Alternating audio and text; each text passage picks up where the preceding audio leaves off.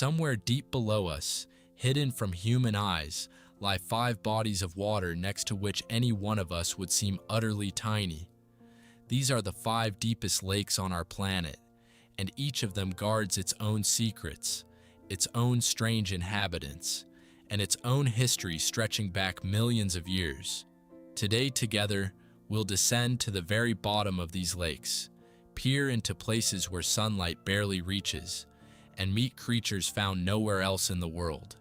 Get ready, because our journey begins with a true champion, a lake that holds several world records at once and astounds even seasoned scientists. We're talking about Baikal, the deepest lake on all of Earth. Its greatest depth reaches 1,642 meters, which means that if you took several of the tallest skyscrapers in the world and stacked them on top of each other at the bottom, they would still be completely hidden beneath the water.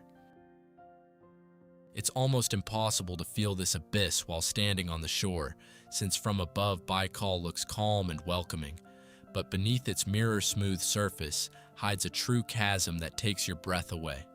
And the more you learn about this lake, the more you realize you're not just looking at a large body of water, but at an entirely separate world with its own laws.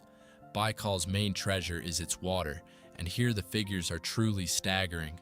The lake holds more than 23,000 cubic kilometers of fresh water, which is roughly 19 or 20% of all the surface fresh water on our planet. In other words, every 5th liter of available fresh water on Earth is stored right here, in one single lake in the middle of Siberia. To make the scale even clearer, let me put it this way. Baikal contains more water than all 5 Great Lakes of North America combined. An entire system of huge American lakes loses out to one Siberian giant, and that fact really does take your breath away. But Baikal astounds not just with quantity, it also amazes with the purity of its water. In spring, its transparency reaches 40 meters, meaning you can look beneath the surface and see dozens of meters down, as if through glass. The lake owes much of this remarkable clarity to a tiny crustacean called Epishura. This minuscule creature, only a few millimeters in size, tirelessly passes water through itself and filters out the tiniest particles. And the modest Epishura makes up as much as 80% of all the zooplankton biomass in the lake, meaning the purity of this enormous water basin rests squarely on its shoulders. Baikal itself covers an area of 31,722 square kilometers, which is comparable to the territory of an entire country like Belgium or Denmark. Just think about it, a single lake the size of a European state, and one that has its own storms in which waves rise up to 6 meters high, just like on a real sea. More than 300 rivers feed this body of water, bringing it water from all the surrounding mountains, while only a single river flows out of it, the mighty Angara, which ultimately delivers Baikal's water to the great Yenisei. Baikal also has a remarkable feature that sets it apart from many other deep lakes around the world. Twice a year, in spring and autumn, the water at the surface passes through its temperature of greatest density, around +4 degrees. At those moments, the upper layers become heavier and sink, while the lower ones rise to the top, and the entire lake mixes from top to bottom. Thanks to this, even the deepest layers, the ones farthest from the surface, receive oxygen and stay alive. Remember this detail, because later, in the African lakes, we'll see a very different and far grimmer picture, and the contrast will genuinely surprise you. Baikal's age also commands respect, since it's the most ancient lake on the planet, lying in a vast rift valley. The Earth's crust here is slowly pulling apart, and the fissure cradling the lake continues to widen year after year. That means Baikal isn't frozen in its past. It's alive, it's changing, it's growing right before our eyes, even if on a scale that human life isn't equipped to notice. And of course, the main wonder of any lake is its inhabitants, and Baikal is home to creatures you won't encounter anywhere else. Our first star is the Baikal seal, the only freshwater seal in the world. It still remains a mystery how this naturally marine animal ended up in the very heart of a vast continent, thousands of kilometers from any ocean. The seal cuts special breathing holes in the ice, dives to enormous depths, and feeds mainly on a small fish called the golomyanka. And the golomyanka is one of the most unusual creatures in existence. More than a third of its body is made of pure fat, which makes the fish appear semi-transparent, almost like a sliver of ice. It has no scales and no swim bladder, and unlike most fish, it doesn't spawn. It gives birth to live young. Every day the golomyanka makes real journeys, rising from enormous depths up to the very surface and sinking back down again. And in doing so, it forms a colossal living mass that feeds nearly all the predators of the lake. Rounding out our list of Baikal stars is the famous omul, a local delicacy that residents all along the shoreline are rightfully proud of. This fish is so prized that it was caught too greedily, and at one point omul numbers dropped so alarmingly that commercial fishing first had to be restricted and then temporarily banned altogether to let the fish recover. The story of the omul is a reminder of how easily humans can harm even the richest, most generous body of water if they forget to be careful. This is Baikal as it appears to us, the deepest, cleanest, and most ancient lake on Earth, an entire separate world tucked away in a Siberian rift valley. But this is only the first stop on our journey. Ahead of us lies a sharp shift in climate, a leap from icy Siberia to scorching Africa, and an encounter with a lake that holds a truly terrifying secret hidden in its depths. Let's abruptly change the picture in front of our eyes. A moment ago, we were surrounded by icy Siberian taiga, frosty air, and snow-covered shores, and now we're being transported thousands of kilometers away, to the sweltering heart of Africa, beneath the blazing equatorial sun. Here, among green hills and savannas, lies our second lake, and it's almost a match for the Great Baikal in every respect. Its name is Tanganyika, and it's a true African giant which, beyond its grandeur, holds a genuinely chilling secret of its own, concealed deep beneath its calm surface. Tanganyika reaches a depth of 1,470 meters, making it the second deepest freshwater lake in the entire world, second only to our Baikal. But there's one record that belongs to it alone. Tanganyika is the longest freshwater lake on the planet. It stretches for 676 kilometers, like a giant winding ribbon thrown across the middle of the continent.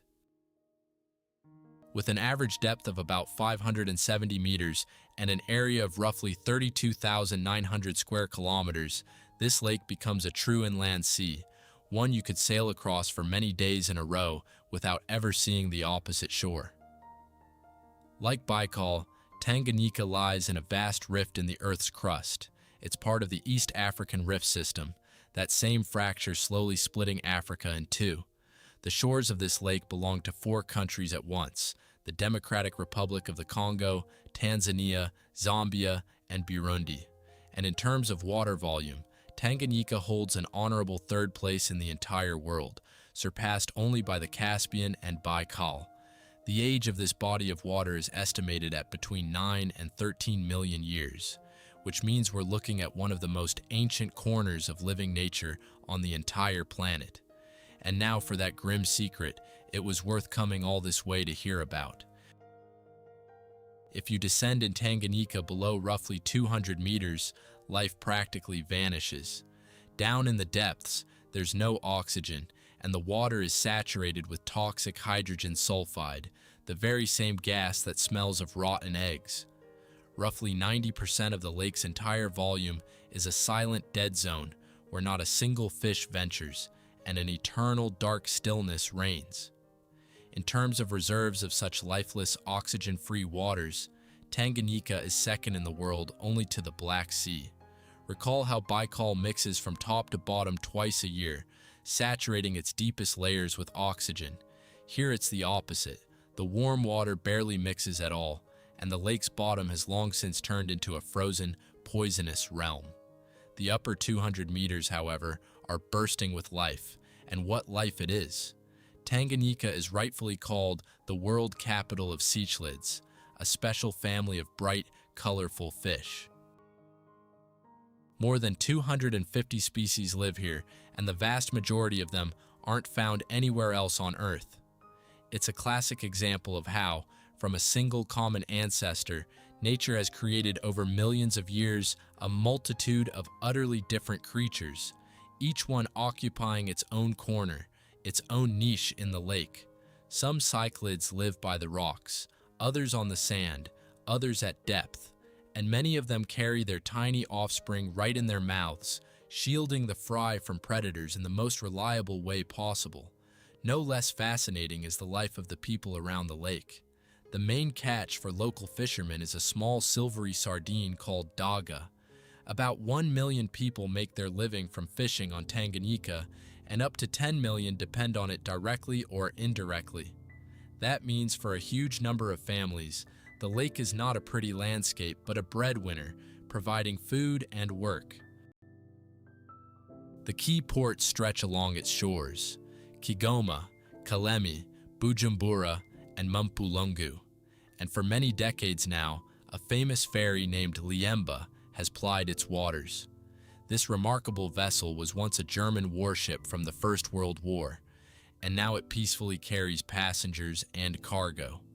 For Europe, the lake was discovered by two travelers, Burton and Speke, in 1858, and ever since it has never stopped amazing scientists around the world. And now a stop awaits that's bound to raise a perfectly fair question. The third lake on our list is the Caspian, and many will immediately object. Hold on, the Caspian is called a sea. What does it have to do with lakes? The answer is simple, and that makes it all the more interesting. It was dubbed a sea because of its enormous size and salty water, but in essence, it is still a lake, a closed body of water with no outlet to a true ocean. Its water remains brackish as a legacy of the ancient Tethys Ocean, which lapped here millions of years ago and long ago disappeared, leaving behind this vast basin. The Caspian ranks third in depth among the world's lakes, its floor descending 1,025 meters down. But its true grandeur is revealed in its sheer scale. The Caspian's area is about 371,000 square kilometers, and its water volume reaches approximately 78,000 cubic kilometers. That's more than 3 times the volume of all the Great Lakes of North America combined. The shores of this water giant are shared by 5 countries at once: Russia, Kazakhstan, Iran, Azerbaijan, and Turkmenistan. Its surface lies unusually low, about 28 meters below ocean level. And what's especially troubling, this level is now dropping faster and faster. The Caspian itself isn't uniform. In the north, it's shallow and almost fresh, while in the south, it turns into a true abyss. The Caspian has its own remarkable inhabitant, and once again, it's a seal. The Caspian seal is the only mammal of this enormous lake, and it's listed in the Red Book. Like its Baikal relative, it holds the same mystery. How did a marine creature end up in the middle of dry land, far from any ocean? But the Caspian's main treasure is its sturgeon. Here live the Russian sturgeon, beluga, sevruga, as well as the ship sturgeon and sterlet, ancient creatures whose ancestors swam back in the age of the dinosaurs. At one time, roughly 90% of the world's sturgeon catch came from the Caspian, and from here was born that famous symbol of luxury, black caviar. But human greed nearly destroyed these fish, and now a strict ban on their commercial fishing is in effect among the Caspian states. Sturgeon spawn mainly in the Volga and Ural rivers, and whether or not our descendants will get to see these living witnesses of the dinosaur era depends on whether we can preserve them. So with 2 giants, African Tanganyika and the salty Caspian, our journey continues. But the most unexpected turn lies ahead. A leap to the other end of the earth, to cold and wild Patagonia, to a lake of incredible turquoise color. Get ready for the most unexpected leap of our entire journey. From a hot, salty African basin, we're carried off to the other end of the earth, to wild, windy, and almost uninhabited Patagonia, where the southern tips of Chile and Argentina meet. Here, among harsh mountains and glaciers creeping down to the water, hides a lake with two names at once, because two countries couldn't agree on sharing it. The Argentines call it San Martin, and the Chileans call it O'Higgins, and both names honor heroes of the War of Independence, the Argentine José de San Martin and the Chilean Bernardo O'Higgins. Two peoples, two legends, one shared lake between them, and this lake sets its own resounding record. With a depth of 836 meters, it turns out to be the deepest body of water in all of North and South America combined. No other lake on the two vast continents plunges so far down. Yet its size isn't as great as that of the previous giants. Its area is 1,058 square kilometers. Its shape, however, is utterly distinctive. The lake fans out in different directions through 8 separate arms, like a giant hand with splayed fingers reaching between the mountains. The Argentines usually call the arms that lie on their land San Martin, while the Chileans call their part O'Higgins, and that's how two names coexist in a single body of water. This lake lies at the very edge of the enormous southern Patagonian ice field, one of the largest accumulations of ice on the planet outside the polar regions. And the glaciers here don't just loom somewhere in the distance, they slide right down into the water before the eyes of the rare traveler. The O'Higgins Glacier, about 2 kilometers wide, descends into the lake, and beside it the Chico Glacier reaches down to the water, while the Pascua River flows out of this basin, carrying the icy water onward to the ocean. On the Chilean shore nestles the tiny village of Villa O'Higgins, the endpoint of the famous Southern Highway, beyond which there are virtually no roads at all. Only about 600 people live there, and that makes the lake a truly lost corner, cut off from the rest of the world. But the main wonder of this place is visible at first glance, and it mesmerizes anyone who has ever seen it with their own eyes. The water in the lake has an incredible milky blue turquoise color you'll hardly find anywhere else in nature. It looks as if someone has mixed paint or a drop of milk into the water. In fact, this amazing shade is produced by what's called glacial flour. The descending glaciers grind and abrade the rock beneath them with monstrous force, pulverizing hard stone into the finest dust, finer than any sand. Meltwater washes this dust straight into the lake, but because it's so light it doesn't settle to the bottom, instead hovering in the water column and refracting sunlight in a particular way. That's why the lake glows with this otherworldly turquoise radiance, like a precious stone among the gray rocks. Add to that the fjord-like shape of this drowned glacial gorge, the narrow arms squeezed between sheer slopes, and the huge chunks of ice that from time to time crash down from the glaciers into the water with a thunderous roar. The result is the image of a genuine lost world, harsh, wild, and almost inaccessible to humans, where nature lives by its own ancient laws without giving us a second glance. And now it's time for us to return to Africa, to our fifth and final lake. Once again the hot sun, once again the great African rift, and once again a basin brimming with life. This is Lake Malawi, also known as Nyasa. It reaches a depth of 706 meters, and it's the third lake on our list lying within the African rift. The shores of Malawi are shared by 3 countries, Malawi itself, Mozambique, and Tanzania. It stretches about 560 kilometers, and only one river flows out of it, the Shire, which carries its waters onward to the Great Zambezi.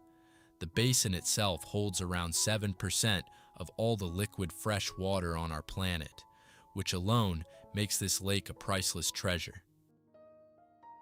If we called Tanganyika the capital of cichlids, then Malawi can rightly be called their true empire.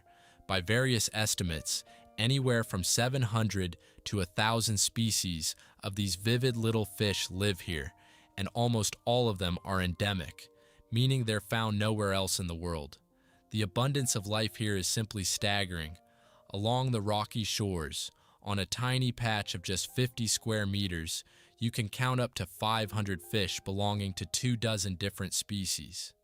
And the most colorful of the local fish, called amabuna, are known and loved by aquarium hobbyists all over the world. Their bright blue, yellow, and orange outfits decorate home aquariums from Europe to Japan. This lake isn't just beautiful, it also feeds an enormous number of people. Fishing accounts for 2 to 4% of Malawi's entire gross domestic product and provides work for as many as 300,000 people. And for the locals, fish from the lake makes up as much as 70% of all the animal protein in their diet. In other words, the main, and sometimes the only, source of complete nutrition. And this is where the troubling part of the story begins. Because of excessive fishing, water pollution, and a changing climate, the lake has found itself in serious trouble. In 2022, Nyasa was even named the Threatened Lake of the Year, and its main commercial fish, known as chambo, ended up on the very brink of extinction. So it turns out that a body of water that feeds millions itself needs to be protected from humans. Malawi also has the same grim feature we've already seen in Tanganyika.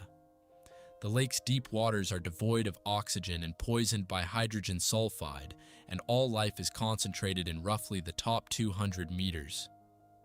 Down below lies the same silent dead zone, while up above there's a riot of color and motion. This contrast between the teeming life near the surface and the dead stillness in the depths seems to sum up our entire journey. So there we have it. We visited the floors of the 5 deepest lakes on Earth. We descended into the icy abyss of Baikal, peered into the toxic depths of Tanganyika, crossed the salty expanses of the Caspian, admired the turquoise glow of San Martin, and heard the troubling call of Malawi.